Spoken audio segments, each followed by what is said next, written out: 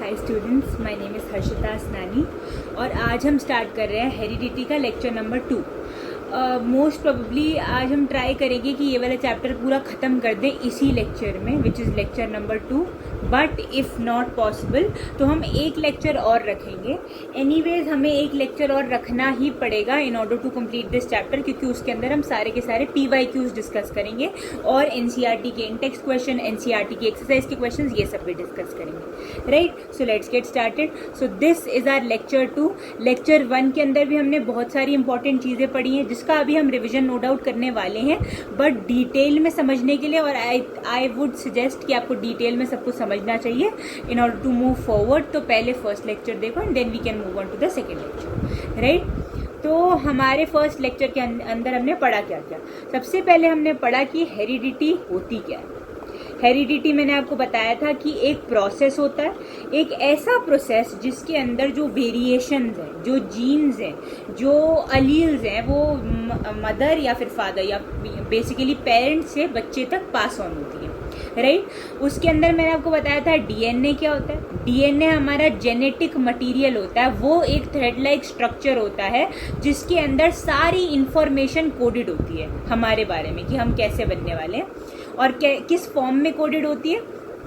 तो basically DNA ऐसा coiled thread like structure होता है। इसके अंदर भी सर्टेन एरियाज होते हैं और ये एरियाज जो हैं जो फंक्शनल होते हैं। पूरा जो DNA जो है बहुत लंबा थ्रेड होता है, हाईली कॉइल्ड होता है, बट क्या पूरा का पूरा DNA फंक्शनल है? बिल्कुल भी नहीं।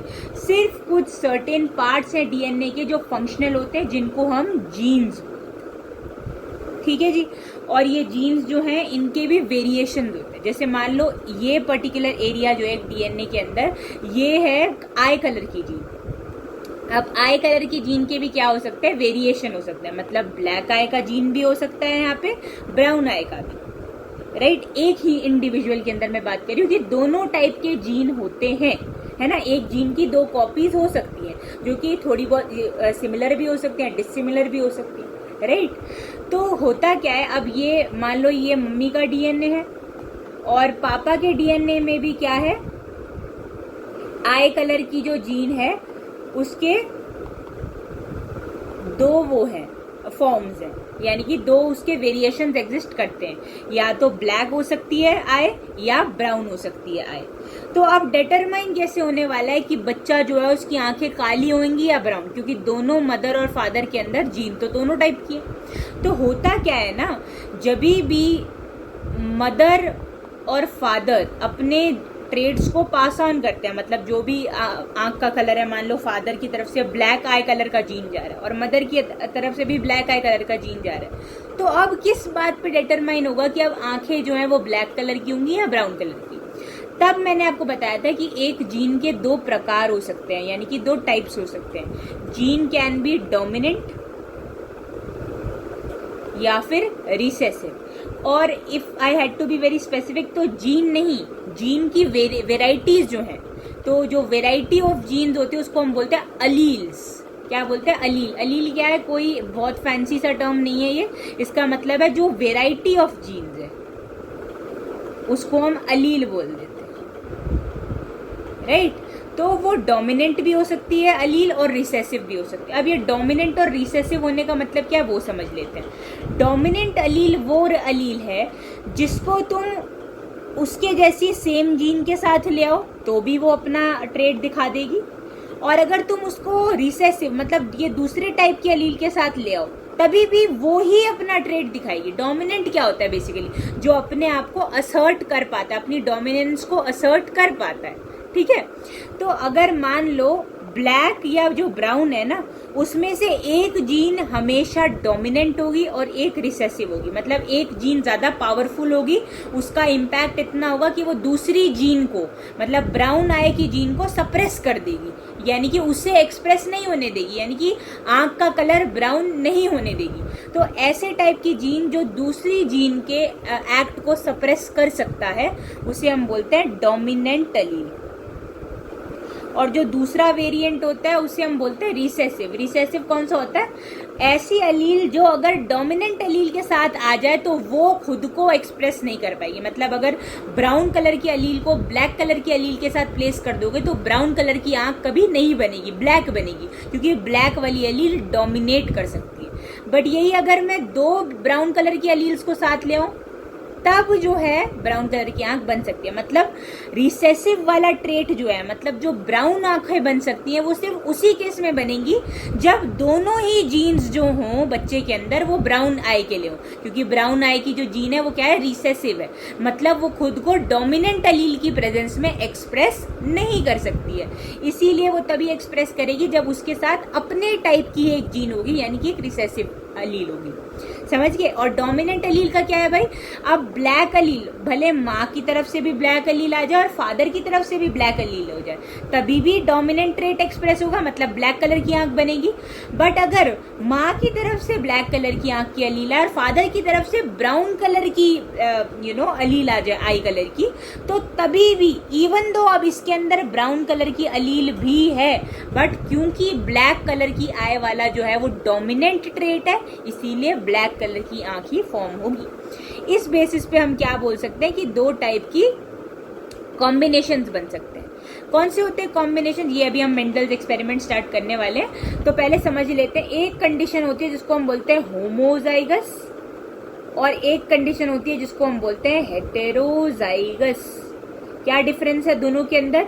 होमोजाइगस का मतलब होता है जब दोनों सेम टाइप की अलील हो, मतलब मान लो ब्लैक कलर की जीन, ब्लैक कलर की जीन, ये होता है होमोजाइगस। या फिर मान लो ब्राउन कलर की जो जीन है, दोनों ही ब्राउन हो जाए, स्मॉल बी। एक चीज याद रखनी है, डोमिनेंट अलील जो होती है उसको हम हमेशा कैपिटल लेटर से एक्सप्रेस करते हैं, और जो रिसेसिव अलील होती है उसको हम स्मॉल लेटर से एक्सप्रेस करते हैं। और हेट्रोजाइगस अलील कौन सी होती है? जो जिसमें एक ब्राउन कलर की अलील हो और एक ब्लैक कलर की अलील हो, तो इसे हम बोलते हैं हेट्रोजाइगस। मतलब जब जो पेयर होता है अलील्स का वो डिसिमिलर अलील्स हो उसके अंदर, तो हम उसे बोलते हैं हेट्रोजाइगस कंडीशन। और जब सिमिलर पेयर ऑफ अलील्स हो तो हम उसे बोलते हैं होमोजाइगस कंडीशन। तो अगर तुमसे कोई पूछ ले कि भाई ब्राउन कलर की आंख जो है वो किस कंडीशन में बन सकती है, होमोजाइगस कंडीशन में या हेट्रोजाइगस में, तो आपका answer should be homozygous condition में, क्योंकि होमोजाइगस का ही मतलब होता है कि सेम टाइप की अलील साथ में मिलके अपना कैरेक्टर या फिर अपना ट्रेट शो करने वाली है। समझ गए? हेट्रोजाइगस केस में क्या होगा? मतलब दो अलील होनी पड़ेगी, एक अगर रिसेसिव है, दूसरी वाली ऑब्वियसली डोमिनेंट है, तभी तो वो डिसिमिलर है ना दोनों। तो अगर कभी भी डोमिनेंट और रिसेसिव अलील एक साथ आ जाए तो हमेशा डोमिनेंट अलील ही खुद को एक्सप्रेस कर पाती है। ये बात क्लियर है? आगे बढ़ जाते हैं। अब हम पढ़ने वाले हैं मेंडल का एक्सपेरिमेंट विद पीस। मेंडल के बारे में मैंने थोड़ी बहुत जानकारी आपको पिछले लेक्चर में भी दी थी कि वो कौन थे। वो बेसिकली जो थे एक मैथमेटिशियन थे। उनका जो तरीका था अपने फैक्ट्स को रखने का, it was very logic based, stats driven, probability driven, mathematical derivations बहुत यूज़ किया करते थे। इसलिए जिस ज़माने में उन्होंने ये पूरी की पूरी theory the about genetics and everything, कोई समझ नहीं पाया उसको उतना ज़्यादा। बट देन आगे कुछ साइंटिस्ट आए जिन्होंने इंडिविजुअली उनकी थ्योरी पे वर्क किया, उसके लॉज फ्रेम किए और लोगों तक पहुंचाया कि देखो जो चीज़ अब हम सच मान रहे हैं वो ये बंदा पहले ही प्रूफ कर चुका है। और मेंडल ने जो सब पढ़ाई करी है वही एक बेसिस की तरह या फिर एक फाउंडेशन की तरह सर्व करता है for all the studies that are conducted on genetics, right. अब आ जाते हैं उसके एक्सपेरिमेंट पे। तो मेंडल ने क्या किया था ना, मेंडल ने पी प्लांट के ऊपर एक्सपेरिमेंट किया, ठीक है। इसने पी प्लांट भी बहुत सोच समझ के लिया था, क्योंकि इसकी लाइफ साइकिल शॉर्ट होती है, बहुत सारे अलग अलग ट्रेड्स होते हैं, और जो ये ट्रेड्स को आगे पास ऑन करना होता है ना, जैसे अब ये अपने एक पी प्लांट अपने ट्रेड्स को अपनी प्रोजिनी में, मतलब अपने बच्चों में पास ऑन करेगा, तो ये बहुत ही ज़्यादा बढ़िया तरीके से वो कर पा रहा था। ऐसा नहीं था कि बहुत वेरिएशन आ रहा है, तो इसीलिए पी प्लांट चूज किया गया, राइट। तो इसने क्या किया मेंडल ने, स्टेप नंबर 1, इसने 2 पौधे लिए। एक था टॉल पी प्लांट, ये हमारा टॉल पी प्लांट है, और एक इसने लिया था ड्वार्फ पी प्लांट, ये हमारा ड्वार्फ पी प्लांट है। इसको थोड़ा सा रब कर देते हैं। ठीक है जी। तो ये हमारा टॉल पी प्लांट था, ये हमारा ड्वार्फ पी प्लांट था, और दोनों ही कैसे थे? दोनों ही होमोजाइगस थे। होमोजाइगस मतलब दोनों के अंदर सेम टाइप की अलील्स थी। और जो टॉल प्लांट था, टॉल प्लांट के अंदर थी डोमिनेंट अलील्स। डोमिनेंट मतलब जो अपने आप को एक्सप्रेस करेगी इन एनी कंडीशन, अगर वो पेयर में है तो। और ये जो ड्वार्फ था वो था रिसेसिव कैरेक्टर, मतलब ये सिर्फ तभी एक्सप्रेस हो पाता था जब इसके साथ एक इसी के टाइप की अलील और आ जाए, तो ये था रिसेसिव कैरेक्टर। जो टॉल वाला पौधा था उसका कैसा कॉम्पोजिशन था? दो उसके पास कैपिटल टी वाली अलील्स थी। और जो ड्वार्फ प्लांट था उसका क्या कॉम्पोजिशन था? इसके अंदर दो स्मॉल टी वाली अलील्स थी। क्या बात क्लियर है? तो इसने क्या किया भाई, एक टॉल प्लांट लिया, होमोजाइगस वाला इसका कॉम्पोजिशन था अलील्स का, मतलब दोनों ही अलील सेम टाइप की थी। और कैसी थी? ऑब्वियसली डोमिनेंट अलील थी, तो कैपिटल टी अलील थी। और जो दूसरा प्लांट इसने लिया है वो एक ड्वार्फ प्लांट था, उसके अंदर रिसेसिव अलील्स थी। और ऑब्वियसली अगर ड्वार्फ वो बन गया, मतलब दोनों रिसेसिव अलील्स होंगी तभी ड्वार्फ बन पाया, क्योंकि रिसेसिव अलील अपने आप को तभी एक्सप्रेस करती है जब डोमिनेंट अलील ना हो। समझ गए? अब मेंडल ने क्या किया, इनका करवा दिया क्रॉस, मतलब इनका एक तरीके से हाइब्रिड बनाया। हाइब्रिड समझते हो ना क्या होता है? आजकल हर चीज को टमेटो और पोटैटो को मिला देंगे तो पोमैटो बन जाता है। ऐसे अलग अलग टाइप के शीप की भी बहुत वेराइटीज बनने लगी जिसमें हम हाइब्रिड बनाते हैं। ऐसे पौधों के अंदर भी हम हाइब्रिड बना सकते हैं। समझ रहे हो? तो इसने क्या करना चाहा, अब ये टॉल और ड्वार्फ को क्रॉस करवाया। बेसिकली ये हाइब्रिड भी नहीं बोलेंगे, इसको बोलेंगे रिप्रोड्यूस करवाया उनको। तो जब इनको रिप्रोड्यूस कराया तो इसने देखा कि अब वाली जो जनरेशन आई, ये न्यू जनरेशन, जिसको इसने F1 जनरेशन भी कहा। अब क्यों कहा वो भी अभी समझेंगे। तो इसने क्या देखा इंटरेस्टिंगली कि F1 जनरेशन के अंदर जितने भी पौधे थे ना, सारे के सारे टॉल निकले। ठीक है जी, टॉल हो गए सारे पौधे। अब ये हैरान हो गया कि यार जो इसके इनके पेरेंट्स थे उसमें एक टॉल भी था, एक ड्वार्फ भी था, बट अब जो बच्चे बने हैं सारे के सारे, जितने ऑब्वियसली एक बच्चा नहीं बचा, बना और भी बच्चे बने होंगे, बट 100% कैसे बच्चे बने थे? सारे के सारे टॉल बच्चे बने थे। तो ये हैरानी की बात थी कि भाई ड्वार्फ वाला भी तो पौधा था, तो ड्वार्फनेस कहाँ गई? ये तो टॉल है पूरा। क्योंकि आइडियली अगर जिसको कुछ भी नहीं पता वो ये सोच सकता है कि चलो हम टॉल और ड्वार्फ को मिला रहे तो कुछ बीच का बन जाएगा, मतलब मीडियोकर हाइट का, मिड हाइट का पौधा बनेगा, बट ऐसा कुछ नहीं हुआ। टॉल वाला जो पौधा है वो फॉर्म हुआ। इसने कहा चलो अब इसको और आगे बढ़ाते हैं एक्सपेरिमेंट को। तो इसने ये वाला टॉल जो F1 जनरेशन में बना, इस वाले टॉल पौधे को लिया और इसी वाले एक और भी पौधे बने थे ना, तो एक और टॉल पौधे को इसी जनरेशन में लेके इन दोनों को रिप्रोड्यूस करवा दिया। ठीक है, इसे बोलते हैं सेल्फिंग करवाना। ठीक है, तो इसने क्या कर दिया, दो टॉल पौधों को एक दूसरे के साथ क्या करा दिया, फिर से उनको रिप्रोड्यूस करने के लिए बोला। अब टू हिज सरप्राइज इसने क्या देखा कि टॉल पौधा, टॉल पौधा, टॉल पौधा, ड्वार्फ पौधा। अब ये फिर से हैरान, पहले जनरेशन में टॉल एंड ड्वार्फ पेरेंट थे, अगली जनरेशन में बच्चा से टॉल हुआ। अब इस जनरेशन में दोनों पेरेंट्स टॉल थे बट फिर बच्चा ड्वार्फ बन गया। तो ये कैसे, क्या हो रहा है ऐसा कि इतने वेराइटी ऑफ रिजल्ट्स आ रहे? तो वो पहले कंफ्यूज हुआ, फिर उसने अपनी बातें बताना स्टार्ट की। तो अभी हम समझते हैं इसको ढंग से। पहले हम अपने पौधों को ढंग से बना लेते हैं। ये हमारे टॉल पौधे हैं, टॉल पौधे, और ये हमारा ड्वार्फ पौधा है। टॉल, टॉल, टॉल, और ये ड्वार्फ। ठीक है जी, अब समझते हैं हुआ क्या। अब यहाँ इसने क्या नोटिस किया कि अगर ये टॉल है तो इसके अंदर मतलब डोमिनेंट अलील होगी, ये भी टॉल है तो इसके अंदर भी क्या होगी, डोमिनेंट अलील होगी।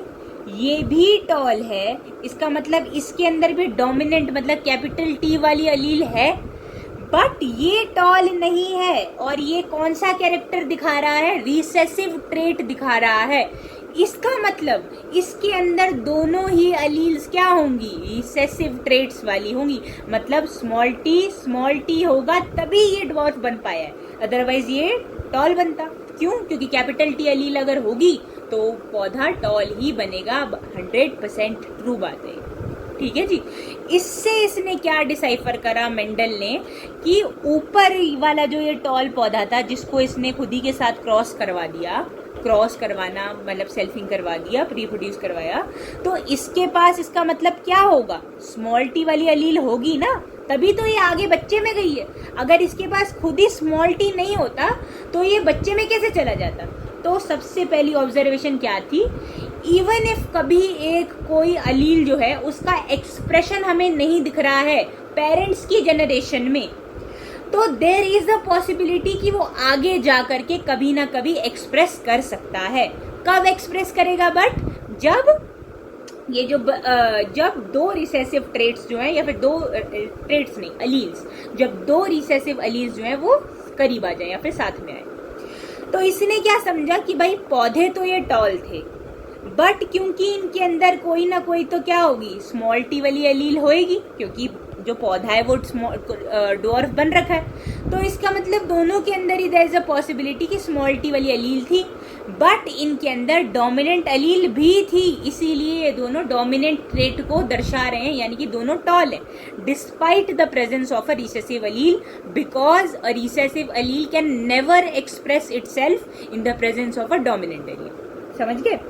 इससे हमने क्या पढ़ा, अब ऊपर हम रिवर्स साइकोलॉजी अपना रहे हैं, हम नीचे की जनरेशन को देख करके ये समझ रहे हैं कि ऊपर वाली जनरेशन की क्या कॉम्पोजिशन होगी। तो हमने क्या बोला कि ये दोनों जो पेरेंट्स थे, मतलब F1 जनरेशन की प्रोजिनी, जो F2 ये वाली जो जनरेशन बनी, अब ये इसको बोला F2। पहले यही समझ लेते हैं F1 क्या होता है, F2 क्या होता है। F1 जो होता है ना, इसका मतलब होता है फिलियल वन। फिलियल का मतलब होता है प्रोजिनी, प्रोजिनी देख रहे हैं ना हम, पेरेंट्स से बनी प्रोजिनी। और F2 का मतलब होता है फिलियल 2, यानी कि प्रोजिनी, मतलब सेकेंड जनरेशन की प्रोजिनी को बोलेंगे F2 जनरेशन, और फर्स्ट जनरेशन की प्रोजिनी को बोलेंगे F1 जनरेशन। इतनी बात क्लियर है। तो ये है प्रोजिनी ऑफ जनरेशन नंबर 2। क्या इतनी बात क्लियर है। अब हम आगे बढ़ते हैं और समझते हैं कि एग्जैक्टली हुआ क्या होगा। तो अब समझते हैं कि एग्जैक्टली हुआ क्या था। जब भी एक टॉल पौधा आया, एक ड्वार्फ पौधा आया, तो जब भी कोई भी पेरेंट्स होते हैं वो रिप्रोड्यूस करते हैं, दोनों के पास एक ही पर्टिकुलर कैरेक्टर के लिए दो जीन्स होते हैं, या फिर दो पेयर होते हैं, एक पेयर होता है बेसिकली अलील्स का, ठीक है। तो दोनों के पास ही कैपिटल टी, दोनों के पास ही यहाँ पे भी स्मॉल टी, दोनों पेरेंट्स के पास एक एक पेयर ऑफ अलील्स होता है अपने पास। समझ गए। बट द थिंग इज कि ये बच्चे में दोनों नहीं भेज सकते अपने में से, ठीक है। तो देयर इज इक्वल चांस कि बच्चे के अंदर ये वाला अलील भी जा सकता है, ये वाला अलील भी जा सकता है, इसके लिए भी ये वाला अलील भी जा सकता है और ये वाला अलील भी जा सकता है, ठीक है। अब ये कम्प्लीटली एक चांस बेस्ड प्रोसेस है कि कौन सी अलील जो है पेरेंट्स में से बच्चे तक ट्रांसफर होने वाली है। समझ गए। बट ये समझ आ गया कि एक ही पेरेंट कभी दो अलील्स को नहीं आगे भेज सकता बच्चे के अंदर, दोनों ही पेरेंट्स क्या करते हैं, एक एक अलील को बच्चे के अंदर भेजते हैं। समझ गए मेरी बात। तो अब मान लो टॉल वाले के पास दो चांस थे, दो टी अलील्स है, मतलब दोनों ही जाएंगे तो काम सेम ही होना है। तो टॉल वाले ने मान लो अपनी टी अलील भेजी और डॉर्फ वाले ने अपनी स्मॉल टी अलील भेज दी। तो अब ये प्रोजिनी कैसी बनेगी, प्रोजिनी बनेगी टॉल। बट डिफरेंस क्या है पेरेंट वाले में वाली अलील्स में और बच्चे वाली अलील्स में। अभी हमने पढ़ा था जो पेरेंट वाली अलील्स हैं वो है होमोजाइगस कंडीशन में। होमोजाइगस मतलब दोनों डोमिनेंट अलील साथ में है, और जो बच्चे वाली अलीलिक पेयर है ये क्या है, हेट्रोजाइगस है। मतलब अभी भी बना ये टॉल ही है, बट कैसा टॉल बना है, ऐसा वाला टॉल जिसके अंदर एक जीन जो है वो रिसेसिव वाली जीन भी है, बट उसने एक्सप्रेस नहीं किया इस कंडीशन में। तो ये हेटेरोजाइगस बट है अभी भी क्या, टॉल ही है। आगे बढ़ जाते हैं। अब हमने क्या किया था सेकेंड जनरेशन के अंदर, एक बार ये डाई हाइब्रिड क्रॉस को हम आगे बढ़ा लेते हैं, अभी तो हम यही समझ रहे हैं।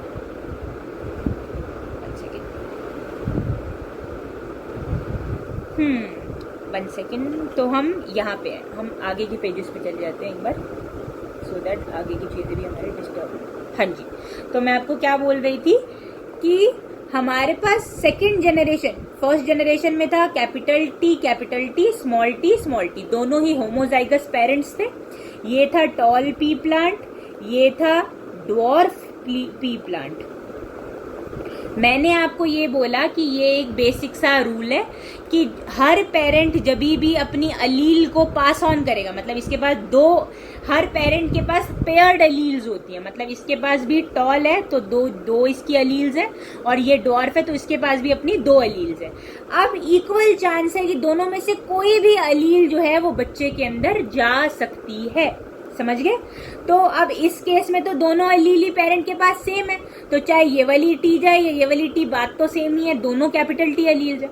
और इसके केस में भी सेम, तो इसमें भी 2 टाइप की अलील जा सकती हैं, कैपिटल टी स्मॉल टी, और दोनों ही सेम एक्सप्रेस करने वाली है अपने आप को। तो इसकी तरफ से गई कैपिटल टी, इसकी तरफ से गई स्मॉल टी, तो अब बच्चा बना कैपिटल टी स्मॉल टी। सारे बच्चे ऐसे ही बने होंगे क्योंकि ऑब्वियस सी बात है, एक अलील इस पेरेंट ने दी होगी, एक अलील इस पेरेंट ने दी होगी, तो कैपिटल टी स्मॉल टी फिर और कैपिटल टी स्मॉल टी, तो 4 अगर मान लो बच्चे बने तो चारों के चारों क्या बन गए, टॉल बने। टॉल क्यों बने? क्योंकि उनके अंदर क्या थी, डोमिनेंट अलील प्रेजेंट थी, समझे। कैपिटल टी वाली अलील प्रेजेंट थी और कैपिटल टी वाली अलील की प्रेजेंस में स्मॉल टी एक्सप्रेस नहीं कर पाई, तो 100% क्या हो गए, टॉल बच्चे हो गए। पर अब क्या हुआ, अब कैपिटल टी स्मॉल टी मतलब F1 जनरेशन के पेरेंट्स जो थे, प्रोजिनी जो थी, उनका हमने क्या करा दिया, क्रॉस, कि अब तुम बच्चे बनाओ। अब देखो पॉसिबिलिटी क्या क्या हो सकती है। अब पिछले केस में तो क्या था, कैपिटल टी स्मॉल टी था, तो दोनों ही एक ही टाइप की अलील थी दोनों के पास। बट यहाँ पे एक ही पेरेंट के पास 2 टाइप की अलील्स है, मतलब डिसिमिलर अलील, यानी कि हेटेरोजाइगस पेरेंट्स हैं। तो अब ये वाला पेरेंट जो है कैपिटल टी अलील भी दे सकता है बच्चे को और स्मॉल टी अलील भी दे सकता है बच्चे को, और यहाँ वाला पेरेंट भी कैपिटल टी भी दे सकता है और स्मॉल टी भी। अब इसकी वजह से जो है अलग अलग कॉम्बिनेशन बन सकते हैं, जिसकी वजह से बच्चा अलग अलग हो सकता है। कैसे? मान लो ऐसा केस हुआ कि ये वाले और ये चांस बेस्ड है, राइट। पेरेंट्स सोच के नहीं करता कि मैं ये वाली अलील पास ऑन करूंगा, ये completely chance based natural process है। इसमें पेरेंट का वॉलेंटरी थॉट या फिर कंट्रीब्यूशन है कि पेरेंट डिसाइड कर रहा है कि कौन सी जीन मैं आगे दूंगा, समझ रहे हो, whether it is in humans और इन प्लांट्स और इन एनी अदर ऑर्गेनिज्म, समझ गए। तो मान लो ये वाले पेरेंट जो है कैपिटल टी अलील देता है और ये वाला भी कैपिटल टी अलील देता है, तो कैपिटल टी दोनों ही डोमिनेंट अलील्स आ जाएंगे, तो डोमिनेंट ट्रेट एक्सप्रेस होगा, मतलब टॉल प्लांट बनेगा। मान लो इस पेरेंट ने अभी भी सेकंड केस है, ये केस 1 है कि क्या क्या पॉसिबिलिटीज है, हम वो डिस्कस कर रहे हैं। तो आइदर ये वाला पेरेंट क्या कर सकता है, कैपिटल टी अलील दे सकता है, सेकंड पेरेंट भी क्या कर सकता है, कैपिटल टी अलील।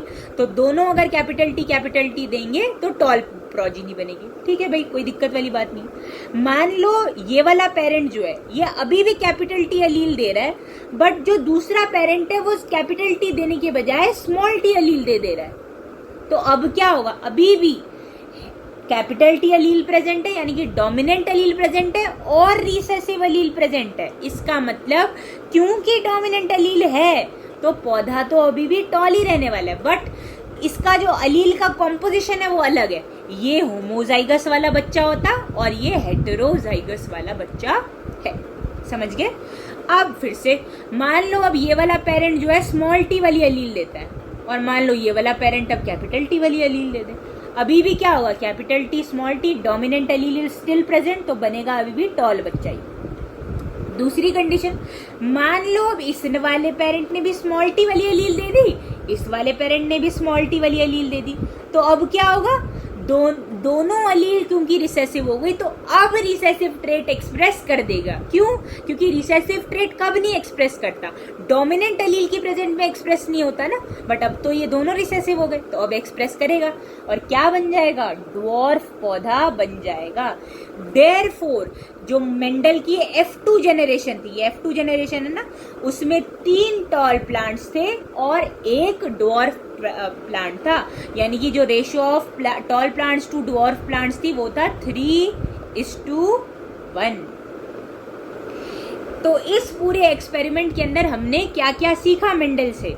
मेंडल ने सबसे पहले तो ये बोला कि उसने जो पेरेंट जनरेशन थी, जिसको वो P1 जनरेशन भी बोल रहा है, पहले सबसे पहले जो टॉल प्लांट डॉर्फ प्लांट, उसने दोनों पेरेंट्स जो थे होमोजाइगस कंडीशन वाले लिए, यानी कि होमोजाइगस ही टॉल था और ऑब्वियसली डॉर्फ तो हो ही होमोजाइगस सकता है। फिर जो F1 जनरेशन आई उसके अंदर क्या बना? टॉल प्रोजिनी बनी, मतलब सारे बच्चे टॉल बने, बट ये पेरेंट जनरेशन वाले टॉल से अलग थे। कैसे अलग थे? ये वाले जो बच्चे थे इनका अलीलिक जो कॉम्बिनेशन था वो कुछ ऐसा था, मतलब उसमें कैपिटल T वाली अलील भी थी, स्मॉल t वाली अलील भी थी। एक अलील इस पेरेंट ने दी, एक इस पेरेंट ने दी, समझ गए? तो ये इस कंडीशन को हम बोलते हैं हेटेरोजाइगस कंडीशन। आगे बढ़ जाते हैं। F2 जनरेशन में क्या हुआ? F2 जनरेशन के अंदर क्या था? 3 जो प्रोजिनी बनी वो टॉल बनी और 1 प्रोजिनी जो थी वो डॉर्फ बनी। ऐसा क्यों हुआ?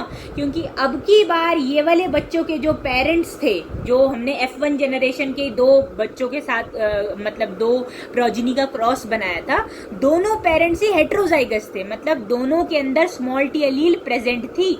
इसीलिए वन ऑफ द पॉसिबिलिटीज में जब दोनों ने अपनी रिसेसिव अलील्स दी तो इन दैट केस डॉर्फ बच्चा भी बना। इसीलिए हमें 3rd जनरेशन या 2nd जनरेशन के अंदर एक डॉर्फ बच्चा भी दिखा।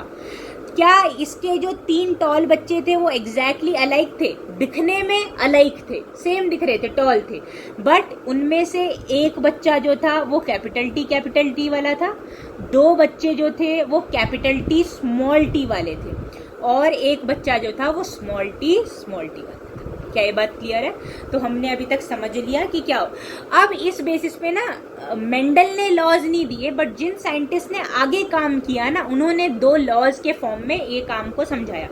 ये लॉज का नाम क्या है आपको इस क्लास के लिए याद रखना जरूरी है?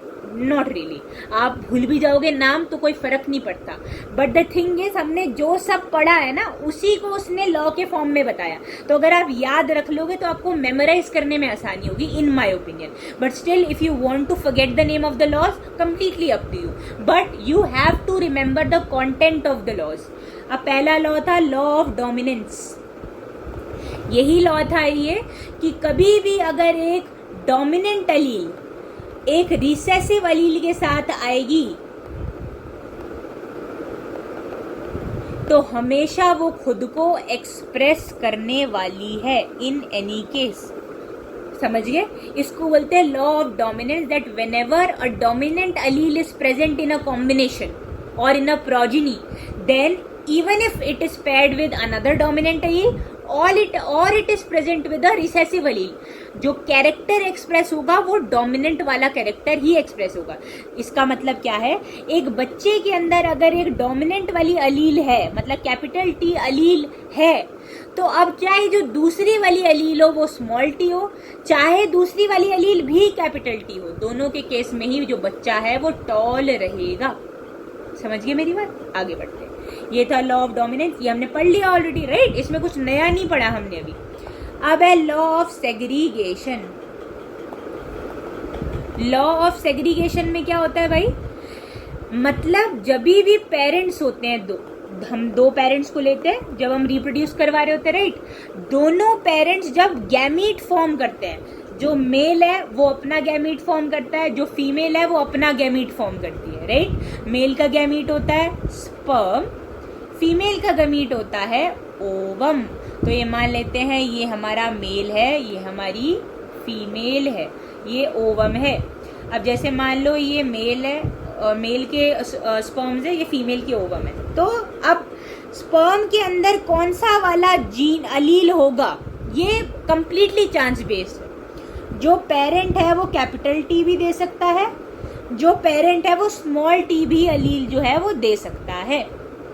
सिमिलरली फीमेल के केस में भी जो पेरेंट है वो कैपिटल टी भी दे सकती है और जो पेरेंट है वो स्मॉल टी भी दे सकती है। अब वेदर ये वाला स्पर्म इससे कंबाइन करेगा या ये वाला स्पर्म इससे कंबाइन करेगा या ये वाला इससे करेगा, मतलब जो भी कॉम्बिनेशन अब बन सकते हैं उस जो भी कॉम्बिनेशन किस केस बनेगा उस हिसाब से प्रोजिनी कैसी होगी वो डिसाइड होगा। इसको बोलते हैं लॉ ऑफ सेग्रीगेशन। क्या सेग्रीगेट क्या हो रहा है इसके अंदर, जब भी एक पेरेंट रिप्रोड्यूस करता है तो गैमीट फॉर्मेशन के दौरान जो पेयर ऑफ अलील्स होता है वो खुद को सेपरेट करता है ना। मतलब कभी भी ऐसा नहीं होगा कि एक स्पर्म के अंदर कैपिटल टी भी हो स्मॉल टी भी हो, नहीं जी, एक स्पर्म के अंदर एक अलील होगी, दूसरा जो स्पर्म होगा उसके अंदर दूसरी अलील होगी। अब दो स्पर्म्स के अंदर सेम अलील हो सकती है, बट क्या एक स्पर्म के अंदर दो अलील होंगी? नहीं, कभी भी नहीं होंगी। तो इसीलिए जब भी एक पेरेंट जो है उसको अपने गैमीट्स बनाने हैं, रिप्रोड्यूस क्या करेंगे, गैमीट्स ही तो फ्यूज करके जाइगोट का फॉर्मेशन करेंगे ना।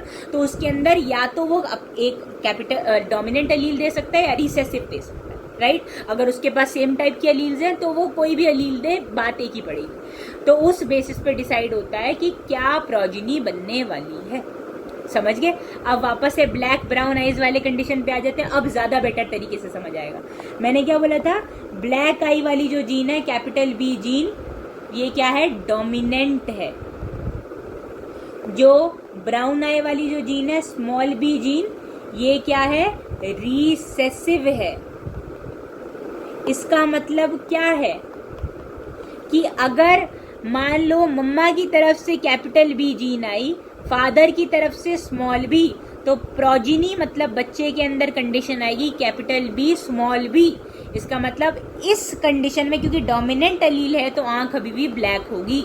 मान लो दोनों पेरेंट्स ने स्मॉल बी दे दी, तो इन दैट केस क्या बनेगी, स्मॉल बी दोनों रिसेसिव अलील साथ, तो अब रिसेसिव ट्रेट बनेगा। रिसेसिव ट्रेट क्या है, ब्राउन आई, तो अब ब्राउन आईज हो जाएंगी।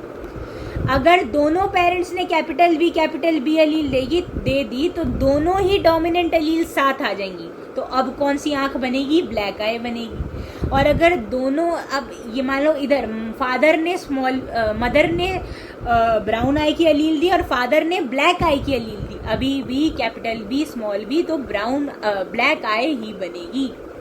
इस तरीके से डिसाइड होता है कि एक बच्चे के अंदर कौन सा ट्रेट एक्सप्रेस होगा। मतलब क्या पता जो ट्रेट माँ बाप के अंदर एक्सप्रेस हुआ है वो बच्चे के अंदर ना हो, या जो माँ बाप के अंदर नहीं भी हो रखा है एक्सप्रेस वो बच्चे में हो जाए। Completely depends on the fact कि वो जो अलील है वो कौन से टाइप की अलील के साथ कंबाइन करेगी। अगर डोमिनेंट के साथ तो डोमिनेंट कैरेक्टर, डोमिनेंट रिसेसिव के साथ तो भी डोमिनेंट कैरेक्टर, और अगर रिसेसिव के साथ तो रिसेसिव कैरेक्टर। और ये कंप्लीटली चांस बेस्ड प्रोसेस है। Humans don't get to choose which allele do they want to get expressed in their progeny. समझ गए? तो अभी जो हमने पढ़ा, हमने एक क्रॉस पढ़ा टॉल और ड्वार्फ पेरेंट के बीच, और हमने देखे उसके सारे के सारे जो भी फीचर्स थे उस पर्टिकुलर क्रॉस के, हमने समझा कि एग्जैक्टली हो क्या रहा था, जो चेंज आया वो क्यों आया, अलील्स के बारे में पढ़ा, लॉज पढ़े। तो अब हमारा फाउंडेशन बन चुका है इस पूरे जो इसने मेंडल ने एक्सपेरिमेंट किए, राइट। अब ऐसा क्रॉस जिसके अंदर हम केवल एक कैरेक्टर को कंसिडर करें, एक कैरेक्टर है ना, ये कौन सा कैरेक्टर है, हाइट का कैरेक्टर ले रहे हैं। तो जब भी हम ओनली वन कैरेक्टर को कंसिडर करते हैं, कैरेक्टर इज कंसिडर्ड, तो उस टाइप के क्रॉस को, क्रॉस मतलब ये रिप्रोड्यूस कराने को हम क्रॉस से भी रिप्रेजेंट करते हैं, उस टाइप के क्रॉस को हम मोनोहाइब्रिड क्रॉस बोलते हैं। अब एक और टाइप का क्रॉस होता है जिसके बारे में एनसीईआरटी ने लिखा नहीं है, बट उसका एक डायग्राम बनाया, सब कुछ समझा रखा है, तो देयर इज अ पॉसिबिलिटी कि वो एग्जाम में आ जाए, इसलिए हम वो पढ़ेंगे। और डायग्राम भी मैं आपको दिखा देती हूँ कि कहाँ पे बना है डायहाइब्रिड क्रॉस का, राइट। आज हमें बहुत कुछ कवर करना था, बट ये वाले चीज़ को समझने में हमें काफ़ी टाइम लगा, बट नेवर माइंड, हमने एक बहुत इंपॉर्टेंट चीज़ समझी है इस क्लास में। तो ये होता है डायहाइब्रिड क्रॉस, राइट। अभी आपको थोड़ा दिखने में कंफ्यूजिंग लगेगा, जब मैं समझा दूंगी, हम पूरा डिस्कस कर लेंगे तो it will get easier, I promise, right. आगे बढ़ जाते हैं। हाँ, तो ये था मोनोहाइब्रिड। एक और क्रॉस होता है जिसका नाम होता है डायहाइब्रिड क्रॉस। ये डाईहाइब्रिड क्रॉस का मतलब क्या होता है? डाईहाइब्रिड क्रॉस एक ऐसा क्रॉस होता है जिसके अंदर हम दो कैरेक्टर्स को कंसिडर करते हैं। अब वो दो कैरेक्टर कोई भी हो सकते हैं। मैं कलर ऑफ सीड ले लूं, मैं शेप ऑफ सीड ले लूं,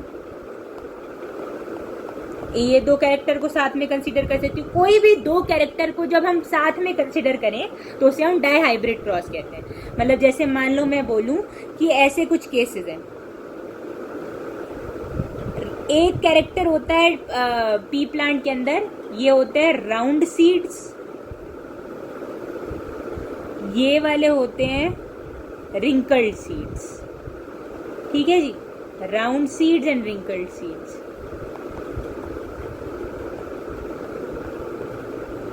और ये है रिंकल्ड सीड। जो राउंड सीड होता है ये है डोमिनेंट ट्रेट, है ना जी। लिख लेते हैं इसको बढ़िया तरीके से। ये होता है डोमिनेंट ट्रेट। और जो रिंकल्ड सीड होता है ये होता है रिसेसिव ट्रेट। समझ गए? अब आई होप डोमिनेंट रिसेसिव बार बार बताने की जरूरत मुझे नहीं है, आप लोग समझ चुके हो। ठीक है जी। अब हम क्योंकि डाईहाइब्रिड है तो दो कैरेक्टर कंसिडर करेंगे। एक कैरेक्टर जो हम कंसिडर कर रहे हैं वो है शेप ऑफ सीड, और जो दूसरा कैरेक्टर हम कंसिडर करने वाले हैं वो है कलर ऑफ सीड। लिख लेते हैं कलर ऑफ सीड। एक कलर होता है येलो सीड,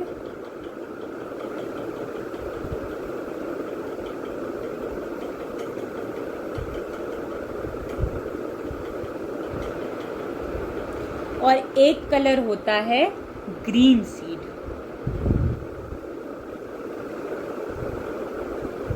समझ गए? ये है येलो सीड, ये है ग्रीन सीड। जो येलो सीड है उसको हम रिप्रेजेंट करते हैं कैपिटल वाई से। जो ग्रीन सीड है उसको हम रिप्रेजेंट करते हैं capital small Y. Obviously yellow seed को कैपिटल वाई स्मॉल वाई से भी रिप्रेजेंट कर सकते हैं। दोनों ही केस में येलो बनेगा। और by looking at the way I have written it आप समझ भी गए होंगे कि ये क्या है, ये डोमिनेंट वाला है। क्यों? क्योंकि मैंने इसको कैपिटल लेटर से दिखाया। और जो ग्रीन सीड है वो रिसेसिव है। क्यों? क्योंकि मैंने उसको स्मॉल लेटर से दिखाया। ऊपर भी जो राउंड सीड है वो होता है कैपिटल आर से, और जो रिंकल्ड सीड है उसको हम रिप्रेजेंट करते हैं स्मॉल आर से। ठीक है, ये obviously capital R small R भी हो सकता है। अब एक और क्रॉस हम जो पढ़ रहे हैं वो है डाईहाइब्रिड क्रॉस। डाईहाइब्रिड क्रॉस के अंदर हम क्या लेते हैं एक लेते हैं सारे डोमिनेंट कैरेक्टर्स वाला पेरेंट, और एक लेते हैं सारे रिसेसिव कैरेक्टर्स वाला पेरेंट। सारे मतलब दो दो कैरेक्टर ले रहे हैं ना अब हम एक पेरेंट के अंदर। तो मान लो मैं एक ले रही हूँ सीड जिसके अंदर कलर होगा येलो और वो होगा राउंड। तो राउंड एंड येलो वाला पेरेंट ले लें हम। राउंड भी जो है क्या है, राउंड होना भी एक डोमिनेंट ट्रेट है और येलो कलर का होना भी एक डोमिनेंट ट्रेट है। और मैं दूसरा पेरेंट ले रही हूँ ग्रीन कलर का रिंकल्ड सीड वाला। मतलब जो ग्रीन कलर है वो रिसेसिव ट्रेट है सीड का, और जो रिंकल्ड शेप है ये भी रिसेसिव ट्रेट है। तो मैं ऐसे पेरेंट्स जो जिनमें से एक सारे डोमिनेंट ट्रेट्स रखता है और एक सारे रिसेसिव ट्रेट्स रखता है उनको क्रॉस करेंगे। Much like the first case which was monohybrid का। उसमें भी हमने क्या लिया था, पहली पेरेंट जनरेशन जो थी उसमें हमने कैपिटल टी मतलब दोनों डोमिनेंट अलील्स वाला पेरेंट लिया था और दोनों रिसेसिव अलील वाला दूसरा पेरेंट लिया था विच वॉज ड्वार्फ प्लांट। यहाँ पे भी सेम करेंगे। तो कैसे लिखेंगे भाई इसको, ये है येलो सीड तो कैपिटल वाई, और ये है राउंड सीड भी तो कैपिटल आर। ये क्या है, एक तो ग्रीन सीड है। तो अब ये याद रखना, ग्रीन सीड है तो स्मॉल जी नहीं लिखोगे। जो लेटर हम डोमिनेंट अलील के लिए यूज कर रहे हैं उसी को स्मॉल करके रिसेसिव अलील के लिए यूज करते हैं। ये चीज याद रखनी है, ये एक कन्वेंशन है ये सब चीजों के लिए, समझिए। तो स्मॉल वाई और जो ये है शेप है वो भी रिंकल्ड है तो स्मॉल आर। अब इनका क्या कराएंगे, क्रॉस कराएंगे। क्या बताया था मैंने कि दोनों पेरेंट्स जो हैं वो अब इस पहले केस में दोनों एक अलील पेयर में से एक अलील को देते हैं। अब यहाँ पे 2 अलील पेयर है तो एक अलील यहाँ से आएगी, एक अलील यहाँ से आएगी, क्योंकि दोनों पेयर में सेम ही अलील है तो सेम टाइप की अलील्स ही देने वाले। तो ये देंगे YR और ये दोनों भी देंगे क्या, ये वाला पेयर में से भी स्मॉल y जा सकता है क्योंकि है ही स्मॉल y, और इसमें से स्मॉल r क्योंकि है ही स्मॉल r। तो क्या होगा YR और ये क्या बन जाएगा स्मॉल y स्मॉल r। अब वापस से ये क्या प्रोजिनी बनेगी, अगर ये और ये दोनों कंबाइन करेंगे तो क्या होगा capital Y small y capital R small r। तो कैपिटल Y स्मॉल y मतलब ये है डोमिनेंट अलील, ये रिसेसिव अलील, तो डोमिनेंट कैरेक्टर एक्सप्रेस होगा मतलब येलो कलर का सीड बनेगा। एंड ये भी डोमिनेंट अलील रिसेसिव अलील, तो डोमिनेंट कैरेक्टर एक्सप्रेस होगा, राउंड बनेगा सीड। तो येलो एंड राउंड सीड वाला प्रोजिनी F1 प्रोजिनी बन जाएगी। क्या ये बात क्लियर है? सेम चीज करिए पहले जैसी, बस फर्क इतना है, वहां पे एक कैरेक्टर था टॉल और डॉर्फ, तो कैपिटल टी स्मॉल टी से डील कर रहे थे। यहाँ पे हम 2 कैरेक्टर्स ले रहे हैं, मतलब यहाँ पे कैसा सीड बना है, येलो एंड राउंड सीड। ठीक है जी, आगे बढ़ जाते हैं। बट जो बच्चे वाला येलो एंड राउंड सीड है और जो पेरेंट वाला येलो एंड राउंड सीड है वो अलग है, दिखने में अलग नहीं है but in terms of the composition अलग है। जो पेरेंट था उसके पास सारी डोमिनेंट एलील्स थी, पर बच्चे के पास क्या है, हेटेरोजाइगस कंडीशन है।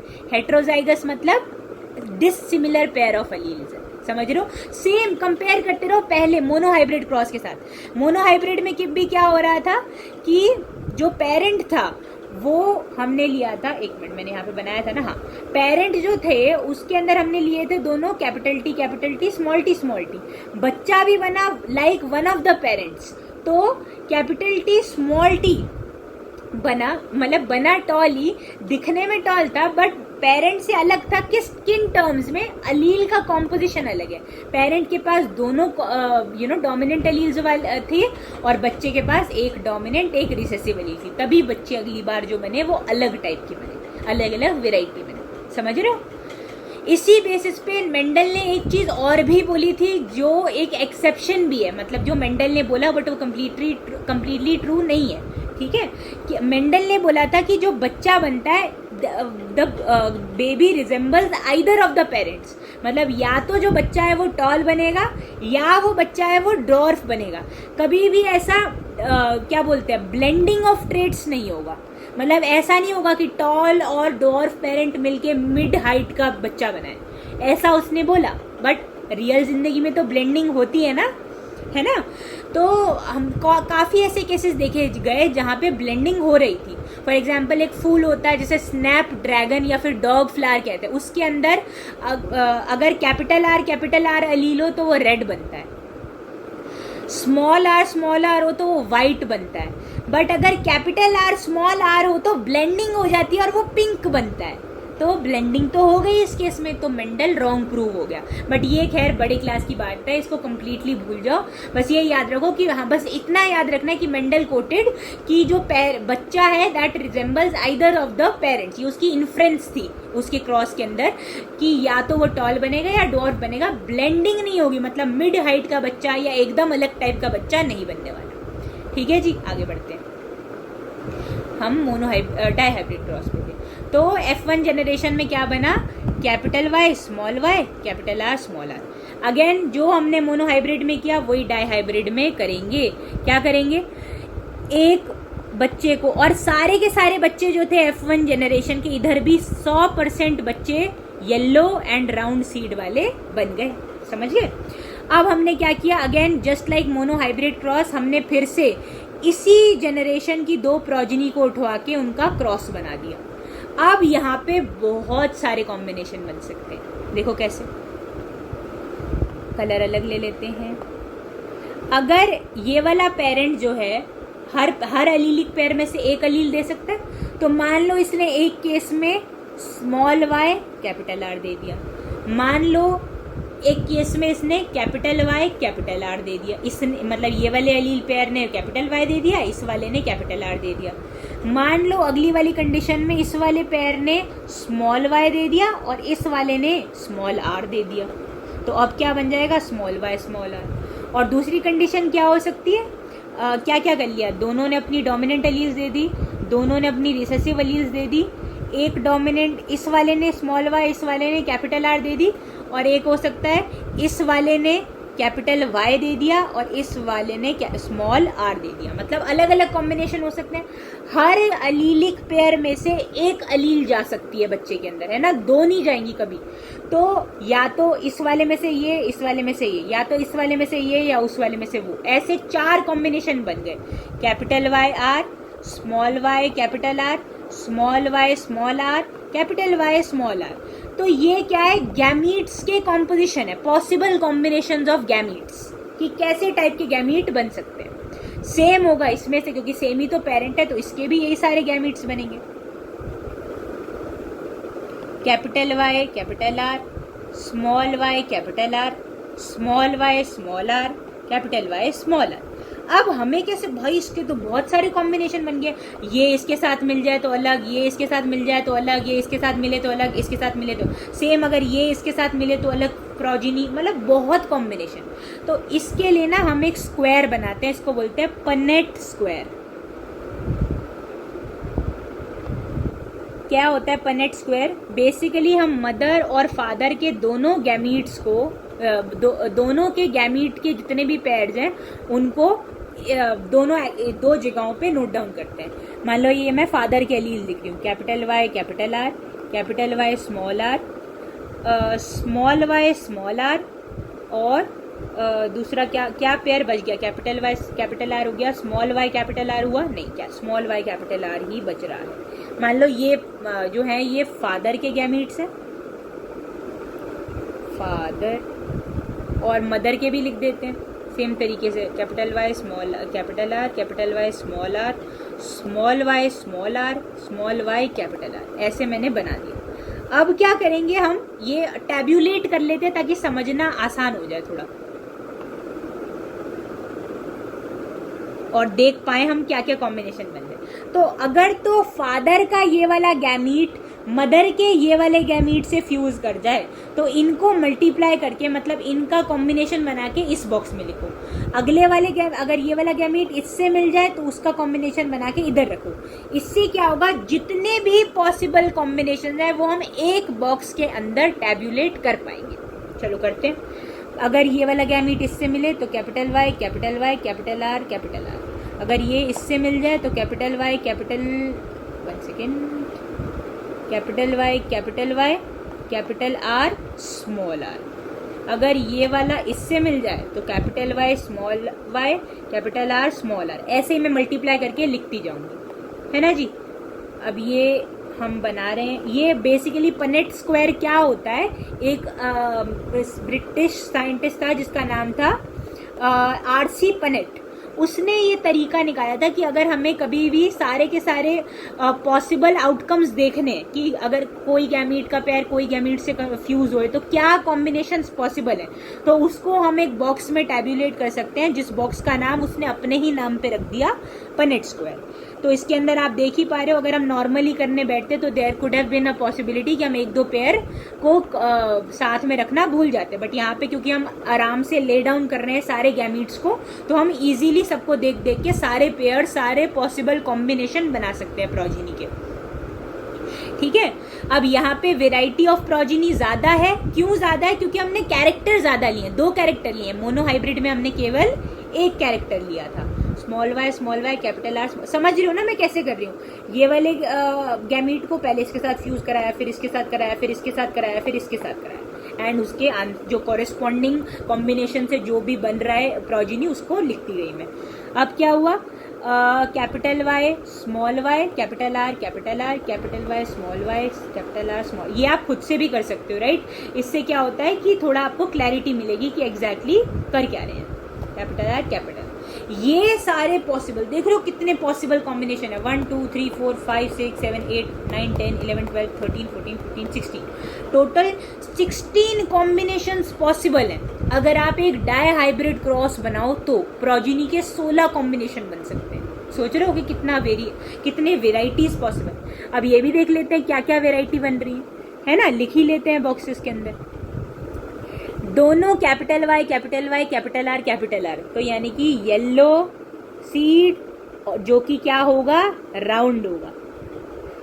ये क्या है, दोनों के दोनों डोमिनेंट एलील्स हैं, समझ रहे हो, दोनों डोमिनेंट एलील्स है, तो ये तो येलो ही रहेगा। और इसमें भी एक डोमिनेंट एक रिसेसिव, बट अभी भी बनेगा तो क्या, येलो एंड राउंड ही, क्योंकि डोमिनेंट एलील के आगे रिसेसिव तो एक्सप्रेस नहीं कर पाएगी।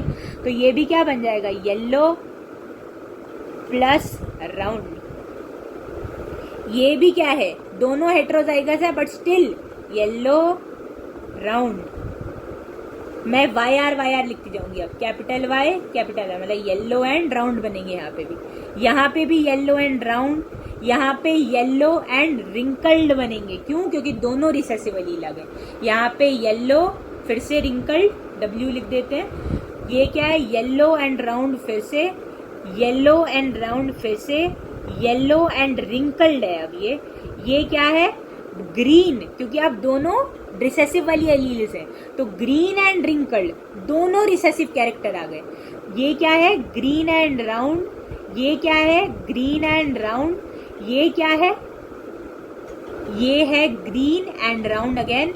ये क्या है, येलो एंड राउंड फिर से, येलो एंड राउंड फिर से। तो अगर आप देखना चाहो कितने येलो एंड राउंड है हमारे पास, 1 2 3 4 5 6 7 8 एंड आई गेस 9। तो हमारे पास 9 येलो एंड राउंड, मतलब 9 ऐसे कॉम्बिनेशन है जिसमें दोनों डोमिनेंट ट्रेट्स एक्सप्रेस हुए। बाकी देख लेते हैं और कौन कौन से कॉम्बिनेशन है। येलो रिंकल्ड कहाँ पे है हमारे पास, yellow wrinkled 1, yellow wrinkled 2, another 1 yellow wrinkled. तो हमारे पास 3 येलो रिंकल्ड है, 3 है हमारे पास येलो एंड रिंकल्ड। और कौन सी कॉम्बिनेशन है हमारे पास, तो हमने पहले तो जो जो कर लिया उस पर क्रॉस कर दिया। Yellow round done, yellow round done, yellow round done, yellow round done, yellow round done, yellow round done, ये भी डन डन। हमने रिंकल्ड वाले भी कर लिए, तो ये भी डन। क्या बच गया, ये भी डन है हमारा। और अब क्या बचता है हमारे पास, green round and green round. 3 green round है, तो 3 ग्रीन एंड राउंड। तो कितने कॉम्बिनेशन हो गए टोटल हमारे, टोटल 16 कॉम्बिनेशन थे, जिसमें से हमने कितने लिख लिए अभी तक, 9 येलो राउंड, 3 येलो रिंकल्ड, मतलब 12 कवर हो गए, 3 ग्रीन एंड राउंड, मतलब 12 + 3 15 हो गए। मतलब अब एक बचता है बस, कोई एक केवल ऐसा कॉम्बिनेशन है जो कि क्या होगा, ग्रीन एंड रिंकल्ड, जिसमें दोनों ही रिसेसिव कैरेक्टर्स हैं, जो कि है ये वाला। तो there is only 1 green and wrinkled. तो इसने क्या देखा, मेंडल ने डाई हाइब्रिड क्रॉस के अंदर F2 जनरेशन के अंदर ये रेशो बनी 9:3:3:1, जिसमें 9 ऐसे सीड्स थे जो येलो एंड राउंड थे, एक ऐसा सीड था जो ग्रीन एंड रिंकल्ड था, 3 येलो एंड रिंकल्ड सीड्स थे और 3 ग्रीन एंड राउंड सीड्स थे। समझ में आया हमने आज क्या पढ़ा है? हमने आज पढ़ा मोनो हाइब्रिड क्रॉस, हमने आज पढ़ा डाई हाइब्रिड क्रॉस। आज की क्लास को हम इतना ही रखने वाले हैं क्योंकि हमने बहुत कुछ कवर कर लिया है आज ऑलरेडी। एक बार बस मैं आपको लास्ट में ये दिखा देती हूँ कि एनसीईआरटी में कैसे बना हुआ है।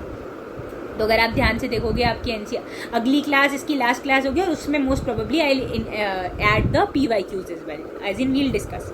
ये डाई हाइब्रिड क्रॉस इन्होंने दिखा रखा है कि कैसे डाई हाइब्रिड क्रॉस बनता है। ठीक है जी, तो ये डाई हाइब्रिड क्रॉस बना है, इसमें क्या बने, 16 कॉम्बिनेशंस बने हैं टोटल, वही दिखाया है उन्होंने। आगे बढ़ जाते हैं। अब ये है और ये इस आपकी एनसीईआरटी के अंदर दिखा रखा है मोनो हाइब्रिड क्रॉस का।